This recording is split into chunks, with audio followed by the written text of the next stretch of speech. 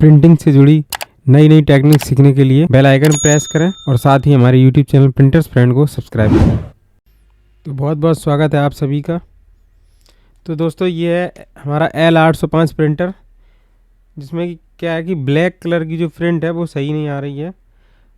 तो सबसे पहले पैटर्न चेक करेंगे, पैटर्न प्रिंट करके देखते हैं यहाँ से क्या निकल के आ रहा है। तो यहाँ पे देखेंगे ब्लैक का जो पैटर्न है वो मिसिंग है, बाकी सारे सही हैं। तो ये है इसकी प्रिंट, जिसमें काफ़ी सारे अक्षर कटे हुए हैं, यानी कि ब्लैक का जो हेड है वो सही से वर्क नहीं कर रहा है। तो क्या करेंगे, तो ये सबसे ख़तरनाक तरीका है और बहुत ही सस्ता तरीका है, और ये सबसे लास्ट तरीका है।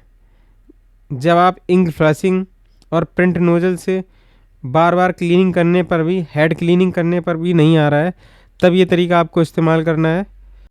तो क्या करना है, जहाँ पर ये जो बॉक्स है, बॉक्स के सामने हेड को रोकना है। कैसे रोकना है, जैसे ही जब आपका स्टार्टिंग में प्रिंटर ये रनिंग करता है हेड, तो आपको क्या करना है, पावर ऑफ कर देना है, या तो पीछे से प्लग निकाल देना है, या फिर आपने जहाँ भी प्लग को, जहाँ से यानी कि कनेक्शन दिया है, तो वहाँ से उसको स्विच ऑफ कर देना है बीच में। तो ये आपका जैसे ही इधर होगा तो उसको धीरे से उंगली से खिसका के बॉक्स के सामने कर लेना है, और इसमें एक स्क्रू लगा तो ये निकाल के प्लेट इसको यहाँ रख देना है। और इसके बाद इस पर एक पतली सी फिल्म लगी होती है, उसे निकाल के थोड़ा सा पीछे कर दें।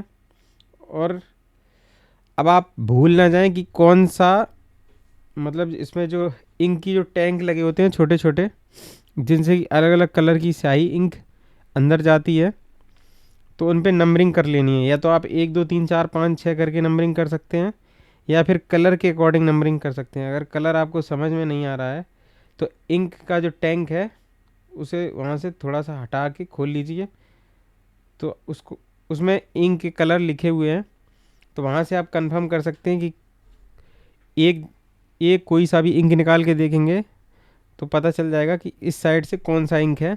तो उसी के अकॉर्डिंग आप वहाँ पे नंबरिंग कर सकते हैं।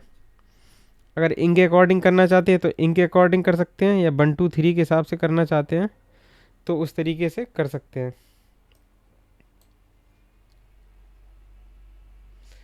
तो फिलहाल यहाँ नंबरिंग कर लेते हैं सबसे पहले।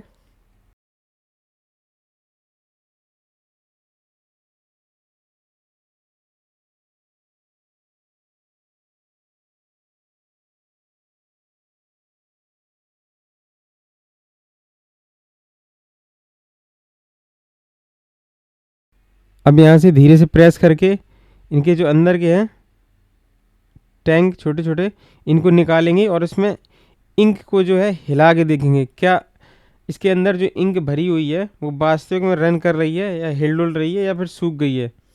तो मेरा जो ब्लैक हेड है वो काम नहीं कर रहा है, तो इस टैंक से थोड़ी सी इंक खींचेंगे, ये पता करने के लिए कि ऐसा तो नहीं ये सूखा हुआ है कि नहीं।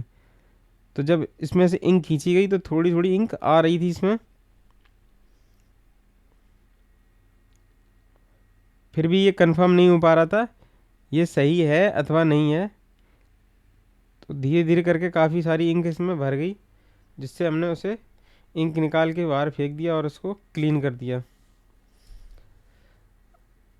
तो आपको सिर्फ उसी को छेड़ना है, यानी कि उसी को क्लीन करना है जो कलर आपका गड़बड़ कर रहा है।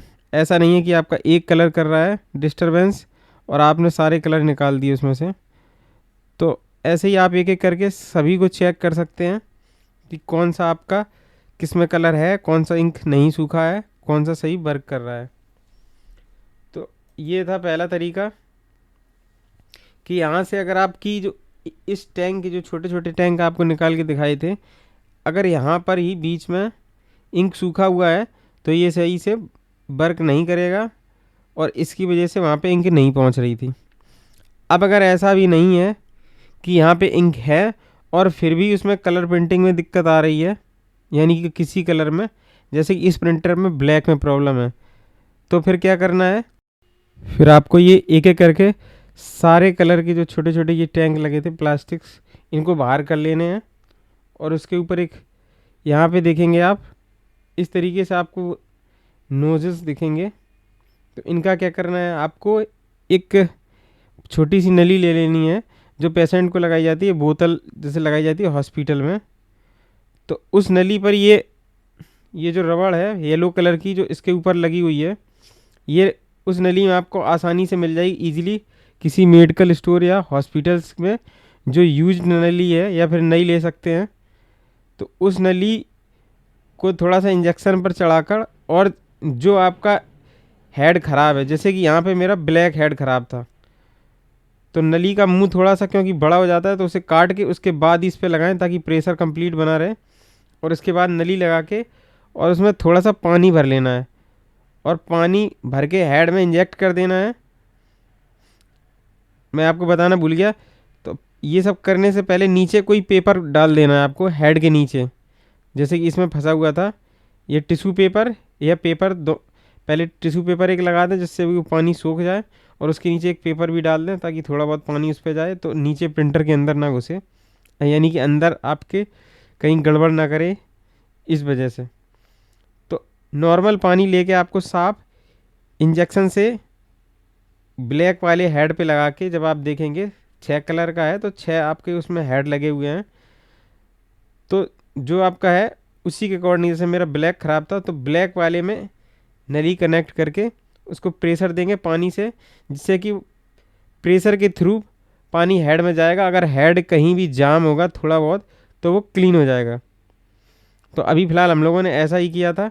तो अब एक एक करके वापस से फिर से पैक करेंगे, यानी कि बंद करेंगे जैसे निकाले हुए थे। तो क्रम अपना ध्यान रखेंगे, या तो कलर से मैच करेंगे या फिर 1 2 3 4 ABCD जैसे भी आप चाहें वैसे डाल सकते हैं। तो मैंने यहाँ पे कलर और नंबरिंग दोनों डाल रखी है ताकि कोई गड़बड़ी ना हो, क्योंकि हम लोग ये काम रोज़ नहीं करते हैं, ये टेक्निकली फॉल्ट है। तो अगर आप खुद से करना चाहते हैं तो ये आपके लिए है वीडियो। अदरवाइज़ जो इसके रिपेयर करने वाले मिस्त्री वगैरह होते हैं तो उनके लिए तो कोई दिक्कत होती ही नहीं है, क्योंकि इनका ये रोज़ का काम है।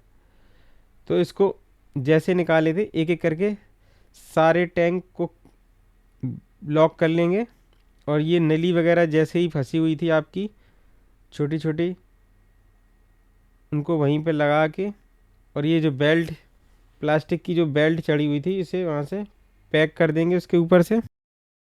और आपका एक जो पेच हेड की प्लेट के ऊपर लगा हुआ था उसे ध्यान से अंदर कस देंगे, अदरवाइज वो बाहर ही रह जाएगा, हेड लूज रहेगा। पता चला जैसे ही प्रिंटर स्टार्ट हुआ कोई चीज़ फंस गई या कुछ टूट भी सकता है, इसलिए बहुत ही ध्यान रखें।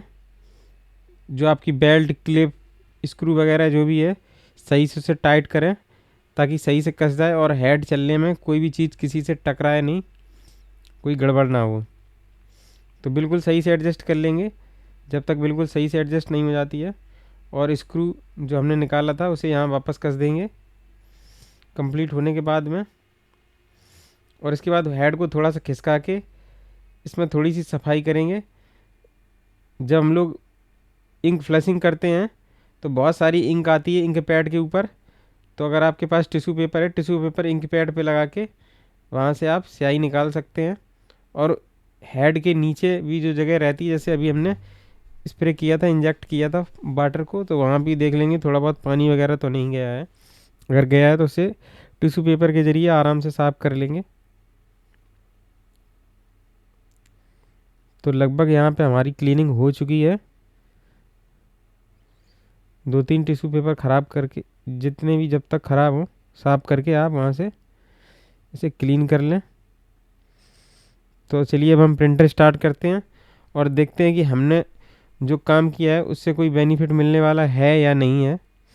तो यहाँ से फिर से वही प्रिंट दे के देखेंगे जो इंश्योरेंस की प्रिंट खुली हुई थी। तो ब्लैक प्रिंट देते हैं दोबारा और देखते हैं क्या रिज़ल्ट आ रहा है। तो ये फाइनली प्रिंट आ गई है। जो प्रिंटर अभी तक जिसमें ब्लैक में कई जगह डिस्टरबेंस था, तो अब आप पुरानी प्रिंट से मिलाएंगे और देखेंगे ये थी पुरानी प्रिंट जिसमें बहुत ही ज़्यादा कट रहा था, और ये है नई प्रिंट।